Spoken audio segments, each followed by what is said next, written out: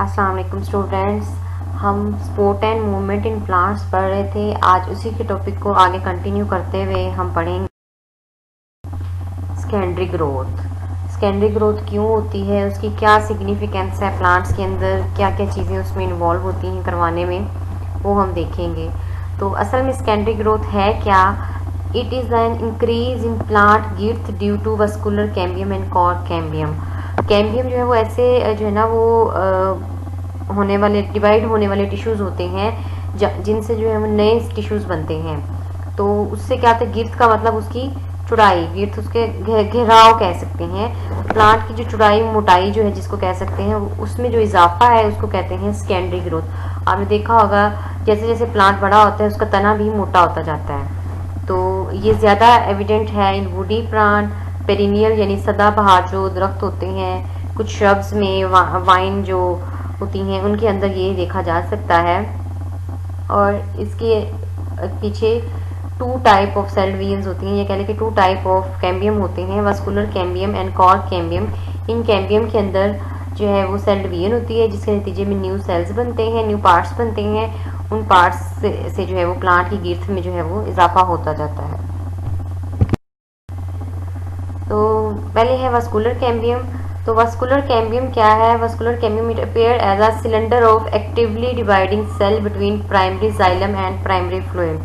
आपको पता है जाइलम और फ्लोएम जो है वो उसके कंडक्टिंग टिश्यूज होते हैं, तो वाटर और फूड की ट्रांसपोर्ट में इस्तेमाल होते हैं। तो जो इनिशियल बनते हैं उनके दरमियान में एक साइड पे जाइलम होता है, एक साइड पे फ्लोएम होता है, और दरमियान में उसकी वस्कुलर कैम्बियम होता है जिसका काम है नए जाइलम और नए फ्लोएम को बनाना।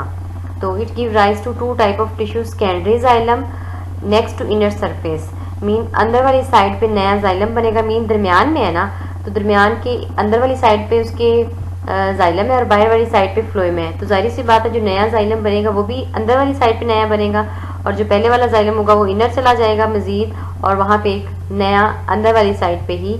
ये जो अंदर वाली साइड है ये वस्कुलर कैम्बियम के अंदर वाली साइड की बात हो रही है, ठीक है। और सेकेंडरी फ्लोएम जो है ये आउटर साइड पे, यानी कि वस्कुलर कैम्बियम की आउटर साइड पे सेकेंडरी जो है वो फ्लोएम बनता है। तो सेकेंडरी जाइलम जो है वो उस मेन जो है थिकनेस जो है वो प्लांट की that is increased due to secondary xylem. तो क्या होता है, ओवर द ईयर्स स्टेम जो है वो थिकर एंड थिकर होता जाता है, हर साल नए जाइलम नए फ्लोएम बनते जाते हैं। तो क्या होता है कि वो लेयर्स की फॉर्म में, नए और पुराने का जाहिर है उसके कलर का फ़र्क होता है, उसकी दरमियान में एक मार्केशन कह सकते हैं, एक मार्क बन जाता है जिससे पता चल जाता है कि ये लेयर है, ये दूसरी लेयर है, ये तीसरी लेयर है। तो ये एक रिंग की फॉर्म में प्लांट के अंदर ये लेयर्स मौजूद होती हैं। तो हर साल जो है वो तकरीबन एक रिंग बनती है पर ईयर।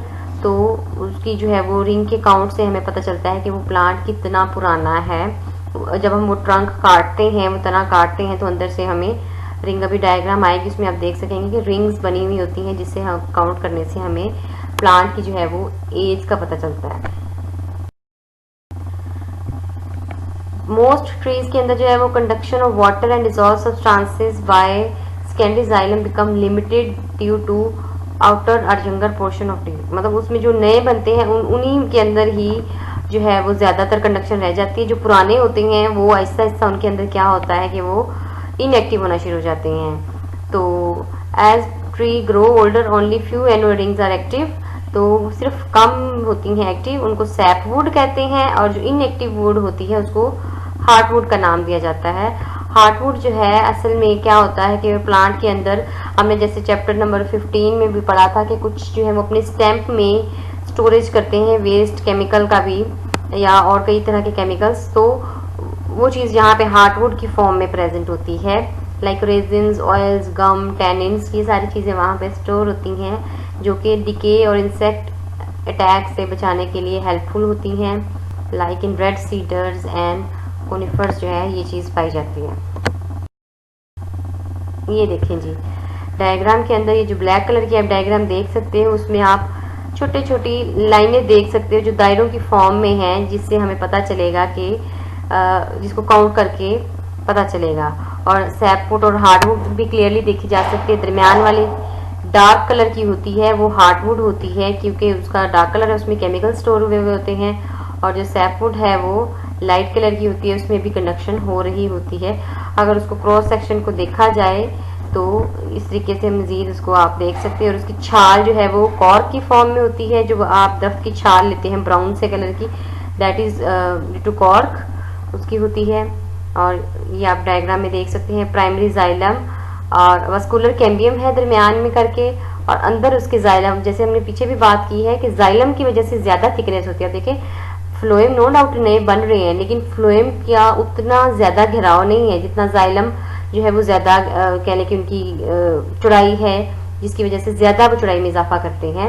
ये 3 लेयर आप देख सकते हैं उसमें, लेकिन ऊपर आप फ्लोएम की बात करें तो वो कम है comparatively as compare to xylem, secondary xylem, और उससे जो है वो ये।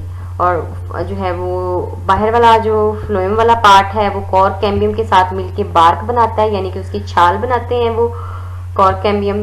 तो वो आप देख सकते हैं कि कॉर्क है, कॉर्क के आगे कॉर्क कैम्बियम है, और phloem, phloem, cork cambium, cork, ये सारी चीज़ें मिलके बार्क बनाएंगे, जबकि वुड जो है वो उस पर सिर्फ कंसिस्ट कर रही होगी जाइलम पे। इसके अलावा इम्पोर्टेंट फंक्शन कैम्बियम का है कैलस फॉर्मेशन या wood tissue over the wound. Mean जब कोई प्लांट का पार्ट इंजर्ड हो जाता है, वहाँ पे कोई कट लग जाता है, तो पेरेन्काइमेटस टिश्यूज जो हैं वो फौरन वहाँ पे जो है वो रैपिडली ग्रो करना शुरू कर देते हैं, और स्टेम और रूट पे और उस एरिया पे कैलस यानी कि वो टिश्यूज का वो एक मैस बना देते हैं।